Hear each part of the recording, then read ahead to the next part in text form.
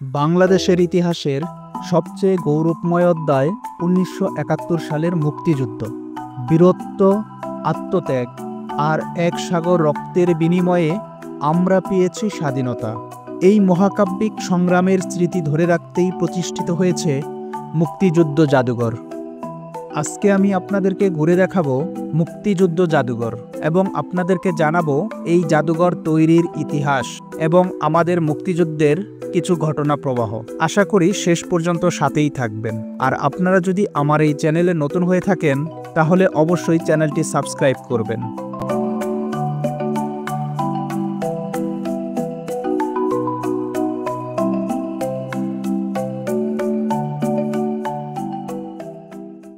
উনিশশো সালের ২২ মার্চ ঢাকার সেগুনবাগিচায় যাত্রা শুরু করে মুক্তিযুদ্ধ জাদুঘর।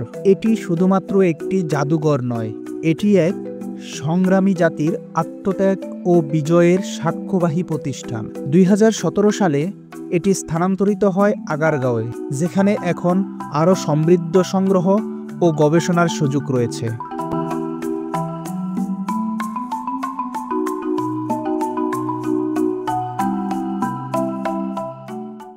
মুক্তিযুদ্ধ জাদুঘরে সংরক্ষিত আছে ১৯৭১ সালের অসংখ্য স্মৃতিচিহ্ন, মুক্তিযোদ্ধাদের ব্যবহৃত অস্ত্র, পোশাক, চিঠি, পত্রিকা, গণহত্যার ছবি এবং আন্তর্জাতিক গণমাধ্যমের প্রতিবেদন।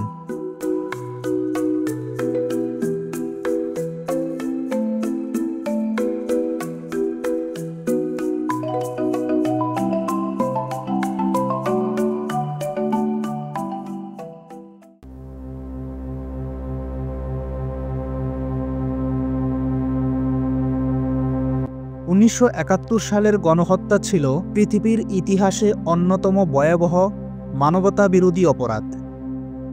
মুক্তিযুদ্ধ জাদুঘরের বিশেষ একাংশে সংরক্ষিত আছে সেই বর্বরতার প্রমাণ।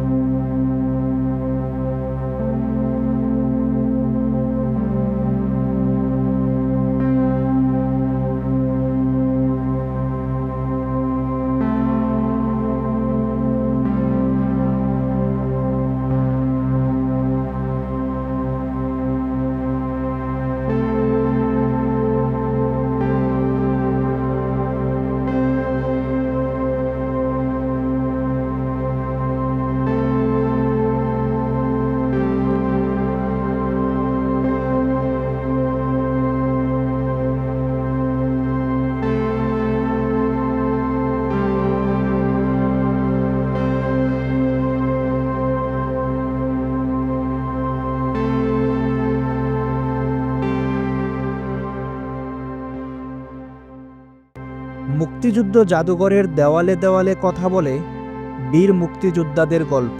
তারা কেমন যুদ্ধ করেছেন, কেমন করে জীবন দিয়েছেন, এই গল্পগুলো প্রজন্ম থেকে প্রজন্মে ছড়িয়ে দিতে হবে।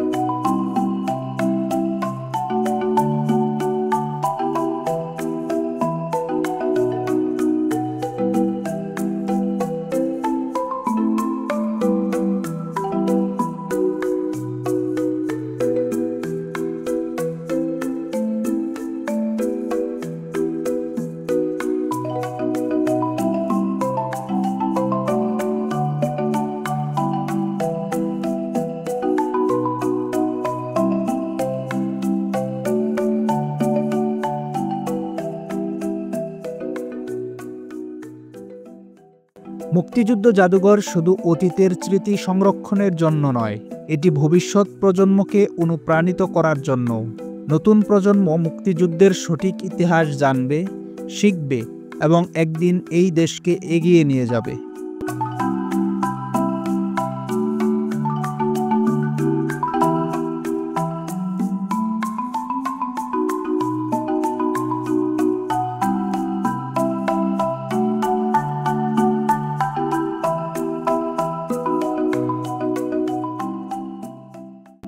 একটি জাতির ইতিহাস রক্ষা করা তার ভবিষ্যৎ রক্ষার প্রথম শর্ত।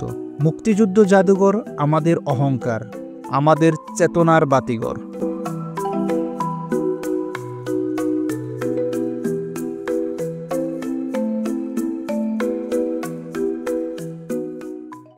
আপনারা এতক্ষণ দেখলেন মুক্তিযুদ্ধ জাদুঘরের ইতিহাস এবং আমাদের মুক্তিযুদ্ধের ইতিহাস।